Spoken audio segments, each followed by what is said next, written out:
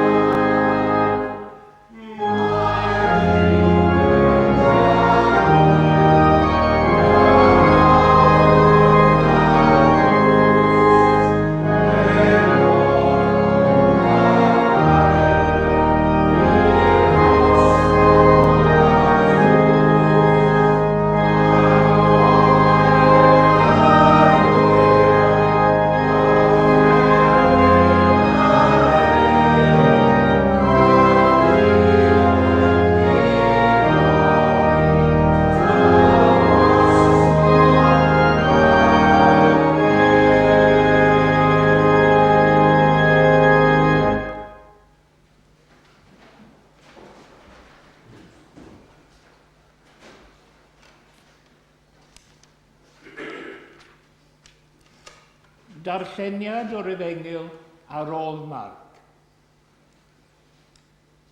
Dechreuodd ddysgu eto ar lan y môr, a daeth tyrfa mor fawr yn hyd ato, nes iddo fynd ag eistedd mewn cwch ar y môr, ac yr oedd y holl dyrfa ar y tir wrth ymyl y môr. Yr oedd yn dysgu llawer iddynt ar yr amhegion, Ac wrth ei dysgu, meddai, gwrandewch, aeth heiwr allan i hau. Ac wrth iddo hau, syrthiodd peth had ar hyd y llwybr, a daeth yr adar a'i fwyta. Syrthiodd peth arall ar dir creigiog, lle ni chafodd fawr o brydd, a thyfodd yn gyflym am nad oedd iddo ddymder daear. A phan gododd yr hael, fe'i llosgwyd, ac am nad oedd iddo wreiddyn, fe wywodd. Syrthiodd peth arall ymhlith y draen, a thyfodd y draen a'i dagu, a ni roddodd ffrwyth. A syrthiodd hadau eraill ar dir da, a chandyfu a chynyddu yr oeddent yn ffrwytho ac yn cynydio hyd 10 a hyd 30 a hyd ganwaith cymaint. Ac meddai, y sawl sydd â chlystiau ganddo i wrando, grandawed.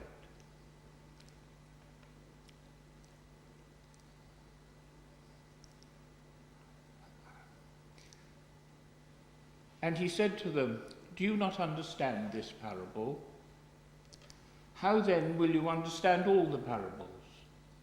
The sower sows the word, and these are the ones along the path, where the word is sown. When they hear, Satan immediately comes and takes away the word that is sown in them. And these are the ones sown on the rocky ground, the ones who, when they hear the word, immediately receive it with joy. And they have no root in themselves, but endure for a while. Then, when tribulation or persecution arises on account of the word, immediately they fall away. And others are the ones sown among thorns. They are those who hear the word, but the cares of the world and the deceitfulness of riches and the desires for other things enter in and choke the word, and it proves unfruitful. But those that were sown on the good soil are the ones who hear the word and accept it and bear fruit, 30-fold and 60-fold and 100-fold. Ac meddai, fel hyn y mae teyrnas Dduw, bydd dyn yn bwrwrhad ar y ddaiar, ac yna'n cysgu'r nos a chodi'r dydd, a'r had yn egino ac yn tyfu mewn modd na sgwyren. Ohoni ei hun a mae'r ddaiar yn dwy'n ffrwyth, eginyn yn gyntaf, yna dywysen, yna I llawn yn y dywysen. A phan fydd y cnwd wedi aeddfedu, y mae'n bwrw iddi ar unwaith a'r crymau, gan bod y cynheuaf wedi dod. And he said, the kingdom of God is as if a man should scatter seed on the ground. He sleeps and rises night and day, and the seed sprouts and grows. He knows not how. The earth produces by itself first the blade, then the ear, then the full grain in the ear. But when the grain is ripe, at once he puts in the sickle, because the harvest has come. Diolch I Dduw am y darllen a'r gwrando. Can I ganu'r ail emyn 599. Tyrd ysbryd cariad mawr, ymwel a llwch y llawr, a gyrd yn erth yn dan yn hysbryd egwan. Ddiddannydd agosa, fy nghalon I cryfha, a chynnau ffam yn hon, dy newydd drigfan. Emyn 599, hymn number 599. Amen.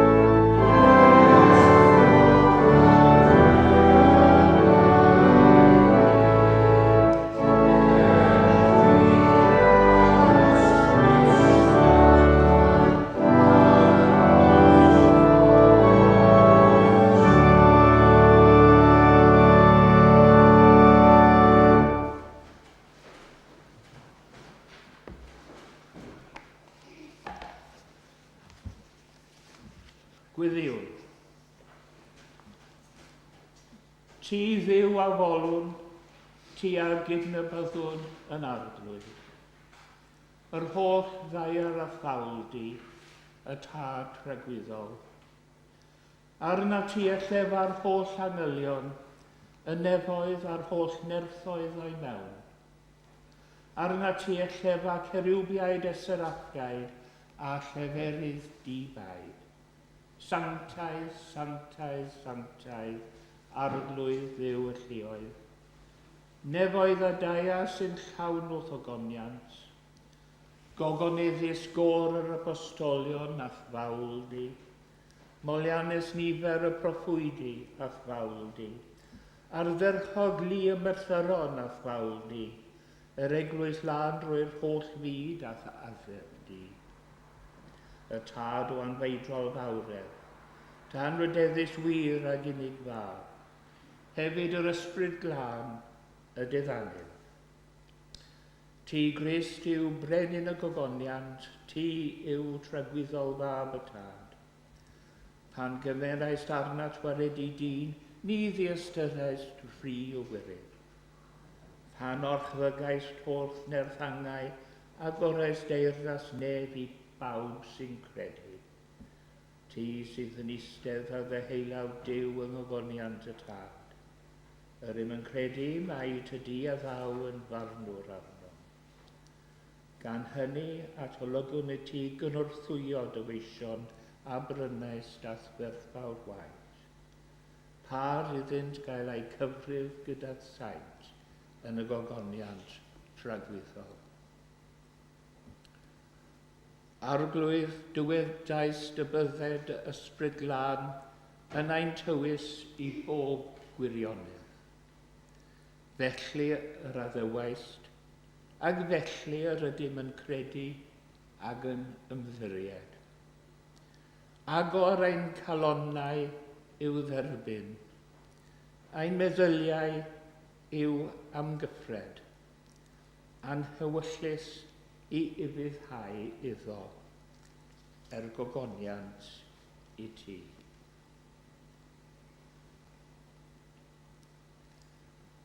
And on this occasion, a prayer for the Queen. O Lord, our Heavenly Father, high and mighty King of kings, Lord of lords, the only ruler of princes, who dost from thy throne behold all the dwellers upon earth. Most heartily we beseech thee with thy favour to behold our most gracious Sovereign Lady, Queen Elizabeth, and so replenish her with the grace of thy Holy Spirit, that she may always incline to thy will and walk in thy way. Endue her plenteously with heavenly gifts, grant her in health and wealth long to live, strengthen her that she may vanquish and overcome all her enemies, and finally, after this life, she may attain everlasting joy and felicity through Jesus Christ, our Lord. Amen. O Dduw ein tad, deiwn o flaen, i ymddeheiro am ein camgymeriadau. Am waith esgeulus, am waith anorffenedig, am waith heb ei ddechrau. Maddau'n i ni o Dduw. Am bobl a glwyfwyd gennym, am y bobl a siomwyd gennym, am y bobl a esgeluswyd gennym, pan oedd ein hangen ni arnynt. Maddau i ni o Dduw. Am gyfeillion a fradychwyd gennym, am anwyliaid a ddiasterwyd gennym, am eddiwydion a dorwyd gennym, am addunedau a anghofiwyd gennym. Maddau i ni o Dduw. Am i ni fod yn anifydd i ti, am i ni dristau di, am ein methiant i garu fel y cerais ti ni. Maddau ni o Dduw. Arglwydd cymorth ni gredu dy fod trwy ein hymbiliau ni yn sianelu dy ras i eraill. a'i reolw'n arglwydd dros y cleifion a'r cystuddiol, a'r sawl sydd heb obaith iachad. We pray for those who are unable to attend chapel today through illness or frailty. We commend those known to us and remember those not known to us who are sick or in distress.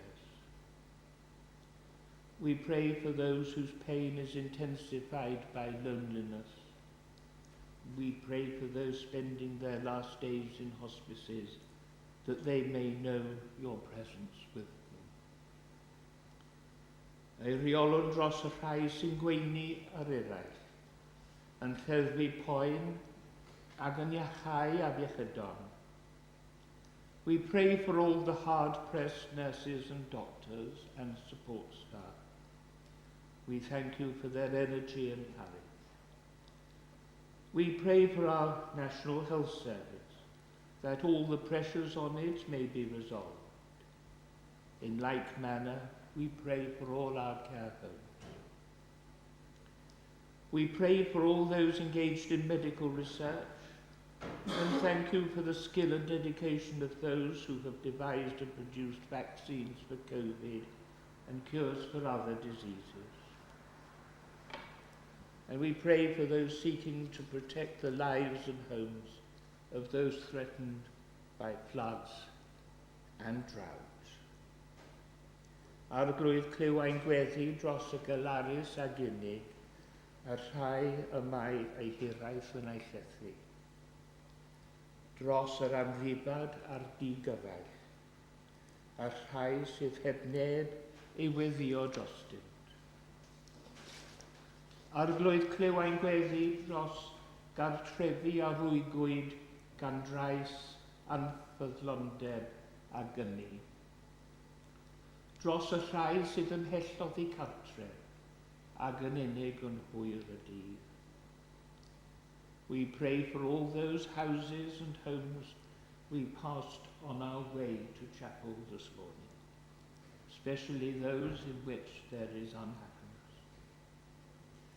We pray for the harmony of our society and goodwill and equanimity between those with competing agendas.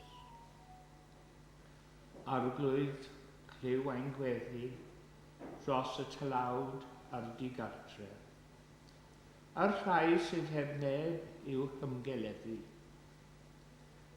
We pray for all those who are forced to sleep rough in our streets, and those whose time is filled with worry about how to make ends meet.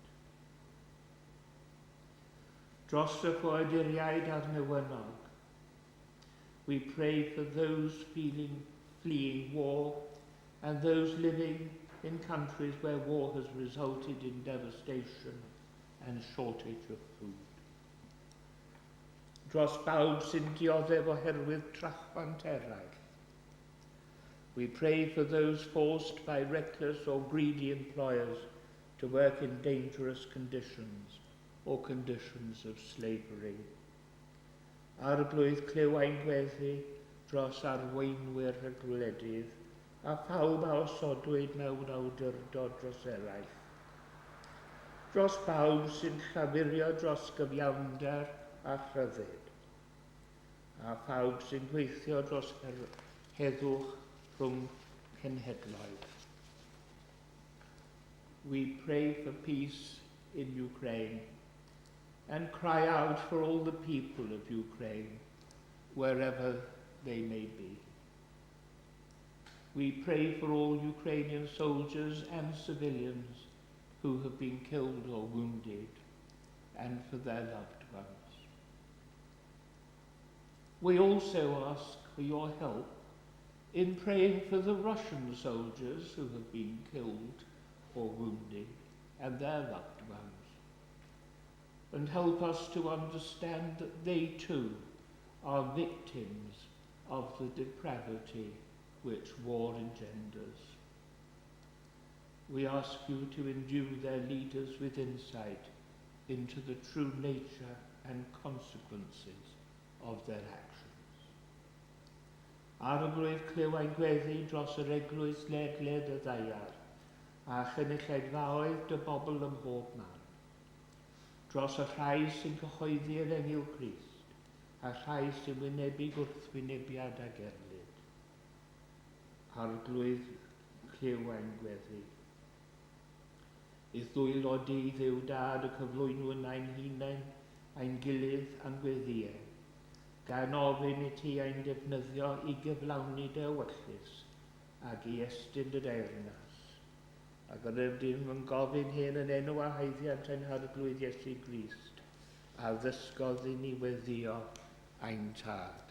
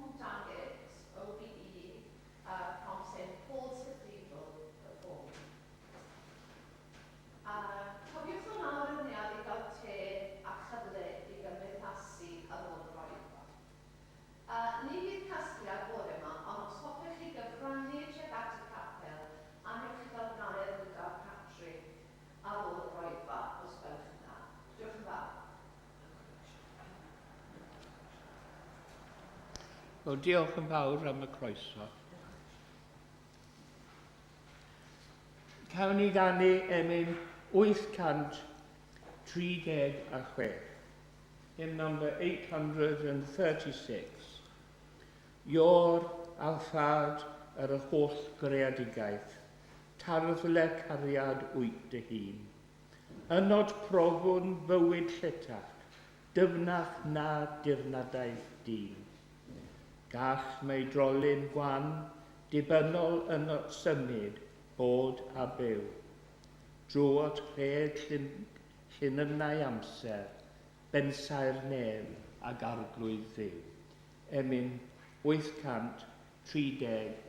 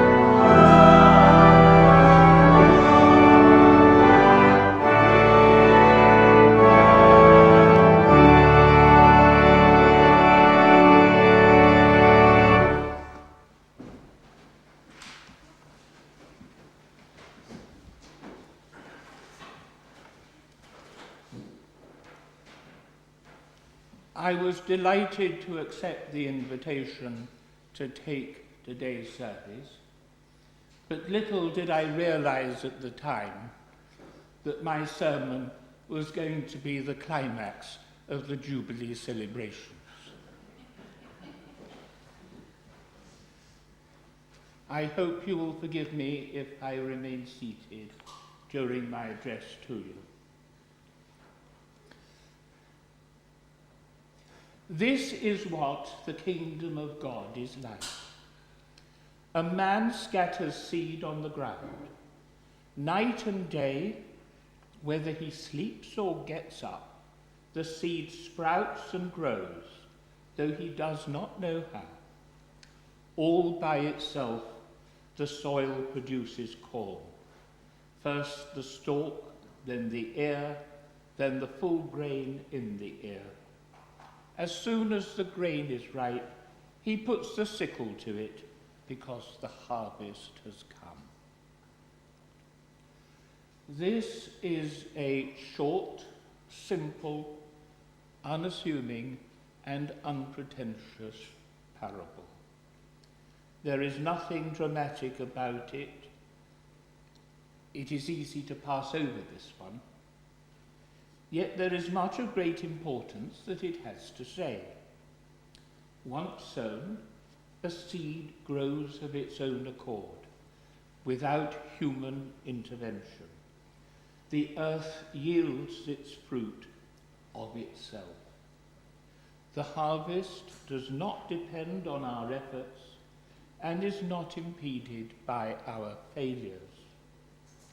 Salvation is not a human achievement, nor is it a reward for something we have done.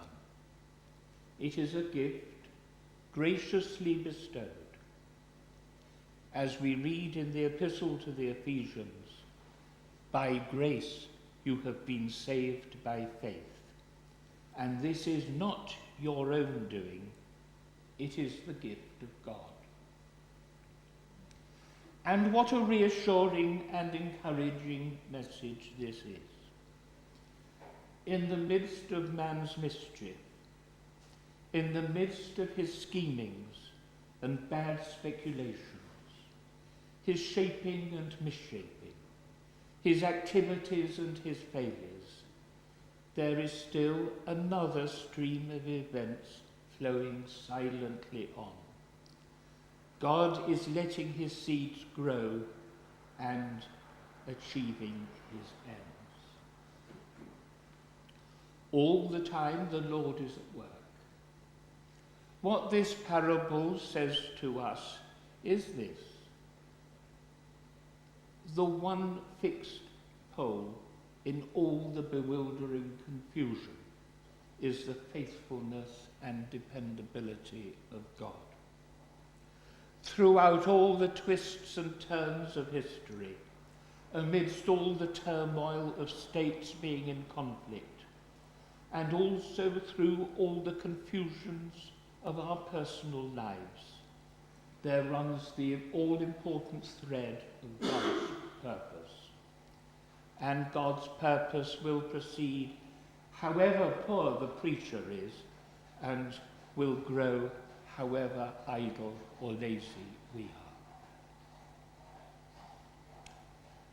But this parable comes only a few verses after the much more famous parable of the sower, which seems to suggest the very opposite. This parable involves seeds. The parable speaks about the growth of the seed being stunted or impeded, because the seeds fall on rocky ground or among thorns and are prevented from taking root or find no space to grow. Those seeds come to nothing. This is one of the best known parables, and I expect everyone here heard it, together with the explanation of it, before the age of 10 at Sunday school or in Cwrdd y Bobl Ifanc. By contrast to the former parable, this is really quite grim. It points out how frequently the divine seed is destroyed in stony hearts, by the heat of the sun, by choking thorns, and predatory birds. This is why there is in this parable a deep sense of grief and sorrow. This grief is intensified by the setting. We're told that the crowd had gathered around Jesus was so large that he had to get into a boat and sit in it out on the lake, while all the people were along the shore at the water's edge. People were flocking to him. He had a huge captive audience. His ministry was in full swing. How pessimistic it is for him to be focusing on the ways in which the seed might fail. Now, 2 points I would like to make here. One is, it's easy to fall into the trap of supposing some form of predestination here, where everything depends on what type of person a man or woman is. According to that, some people, by their very nature, are shallow, or vigorous, or unstable, or religious. On the contrary, the fact is that every individual has all four kinds of soil within him or her. There are certain times in our life, and there are also certain levels in the self in which we are hard ground, rocky ground, thorny ground, and fertile soil all in one. We all have to ask ourselves, to what birds, what thorns, what superficiality am I exposing the Word of God in my life? And second, the purpose of the parable is hardly to give us an agricultural survey. Jesus is putting us to work. He is saying, weed out the thorns. See to it that the seed does not fall on the path. Be careful not to be so shallow in character that the word cannot take root. Jesus is saying, be good soil, and that involves hard work. So these two parables appear to contradict each other. What are we to do? Are we to choose one over the other? Are we to form two camps and battle it out with each other? That term, battle it out, is not too far-fetched, because this issue, the issue raised by this conflict, was one of the main battlegrounds of the Reformation and played a large role in the splitting of the Western Church. Or are we to see a paradox where both are right and the truth lies in a tension between the two? Christianity is rich in paradoxes. There is the central paradox of the divinity and humanity of Jesus. There is a paradox between our being born into a new life and yet still living in this world, and a tension between the already and the not yet. There is the paradox of faith, where we know and do not know, where we see, but we see darkly. And in John we have a contradiction. At 10:30, Jesus is recorded as saying, I and the Father are one.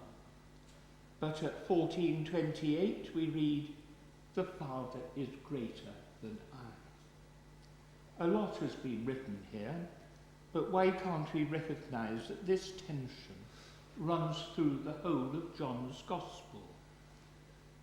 1 minute Jesus says, because you see me, you see the Father. And then he says, I am doing and saying what my Father commands me. So here we have this paradox. The harvest is altogether divine and needs no human intervention. But at the same time, depends on the seed finding space and good soil, and that is a generous response in the hearts of individuals. Where it doesn't find that, it comes to nothing. So the kingdom of God is entirely God's work, and yet it depends also, and crucially, on us. The more we reflect on this, the more and more we find this apparent contradiction in the New Testament. On one page we read that salvation is a pure gift. On another page we read that it brings a challenge and a demand. And this paradox is expressed very succinctly by Paul in his letter to the Philippians, where he brings both apparently contradictory statements into one sentence. It is God who works in you both the willing and the action. Therefore work hard at your salvation in fear and trembling. He seems to be solving the problem by containing the problem. We are still left wondering, is the gospel proclamation one of sheer grace, or is it a challenging agenda? Is it all God's work, or does it depend decisively on us? Is it about what God has done, or is it about what we have to do? Well, Paul has achieved a perfect balance. Hear it again. It is God who works in you both the willing and the action. Therefore work hard at your salvation in fear and trembling. He gives both ideas equal weight.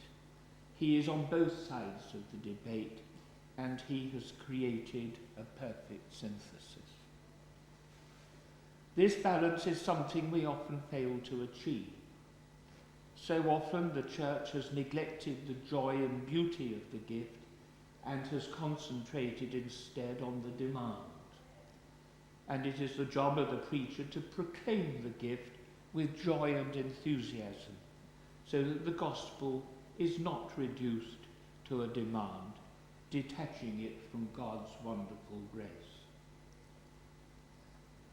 And we must remember that the divine sowing of the seed comes before any demand. But the demand cannot be ignored. It is a question of balance.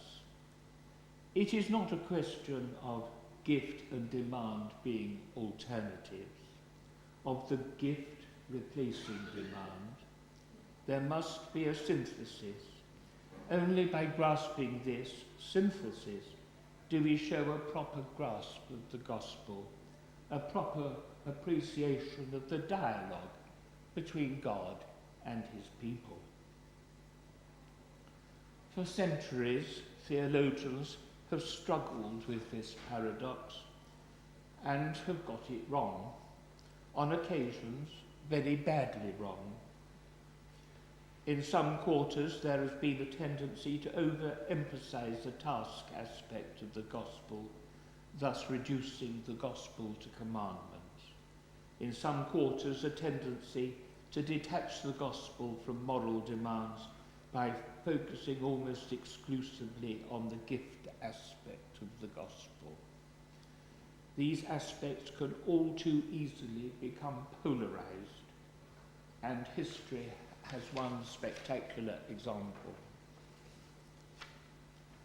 Martin Luther saw gift and demand, or as he himself put it, gospel and law, as radically opposed to each other.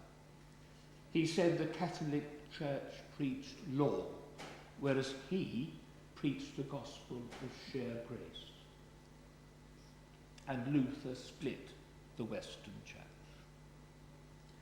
One can understand where he was coming from. The Catholic Church had in place various systems whereby spiritual benefits could be bought or earned. You could give money to the church and gain a reduction in your time in purgatory. You could buy private masses.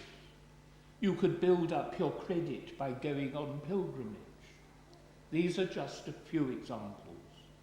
Luther angrily insisted, however, that salvation was not something that could be bought or earned.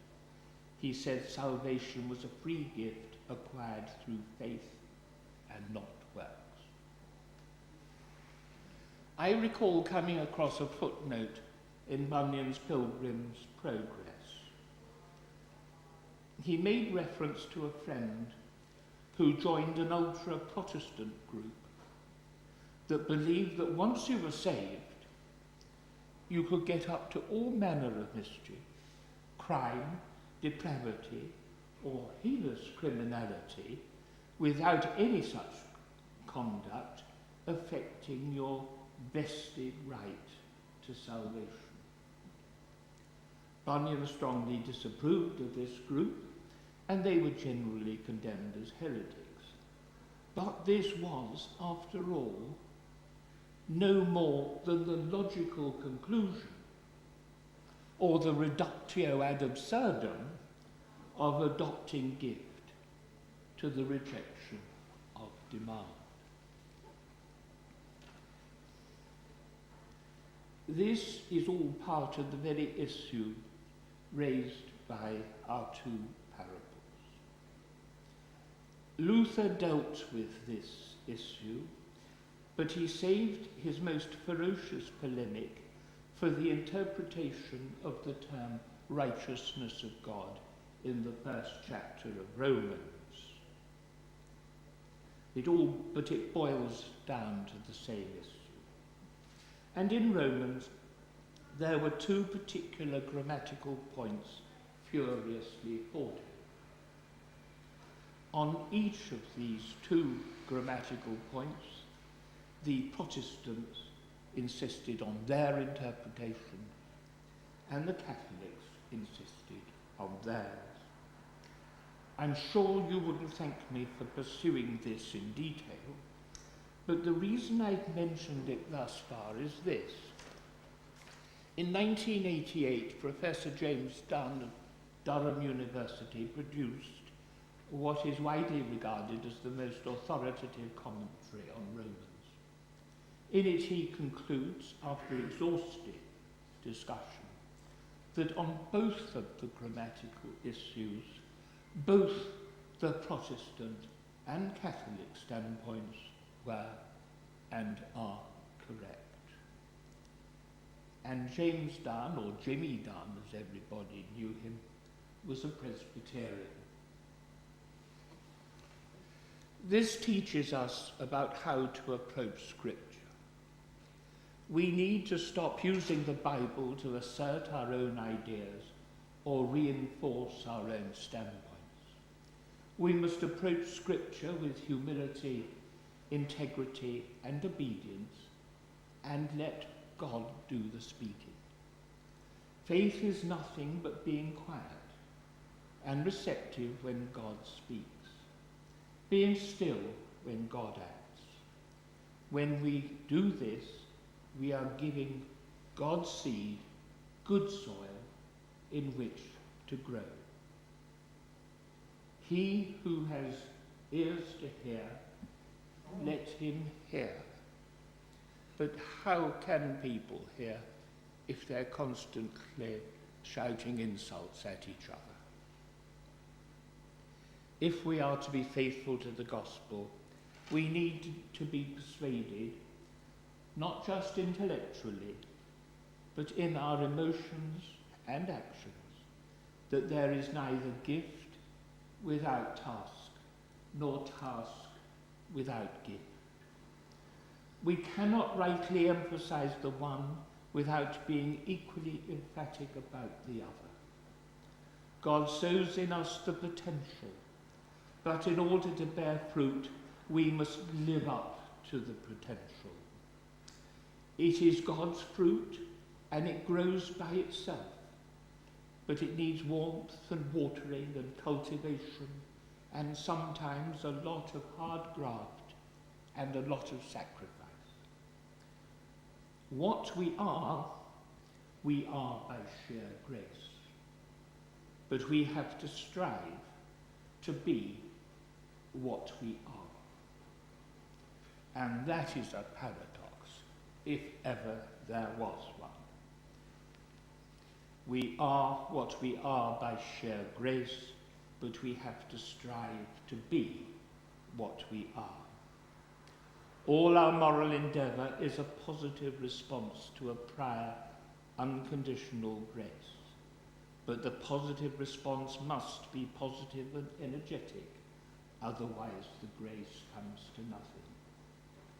Let us hope that we can avoid the pitfalls of the past and maintain and preserve a perfect synthesis of the lessons given in our true parents. Mwynhau enw. Amen. Cawn ni orffen y gwasanaeth drwy ganu emyn 61. O ddiw ein nerth mewn oesoedd gynt, ein gobaith am a ddaw, ein lloches rhag y stormydd wynt, anbythol gartref draw. Emyn 61, hymn number 61.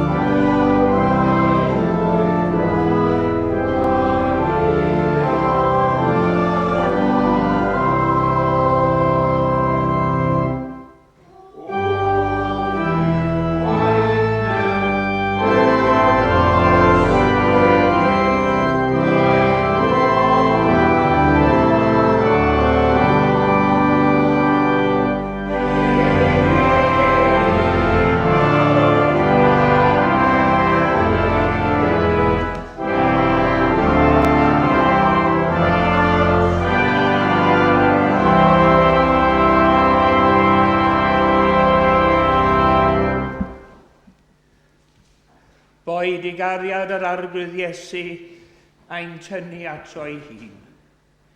Boed I allu yr arglwydd Iesu a'n nerthu yn y wasanaeth.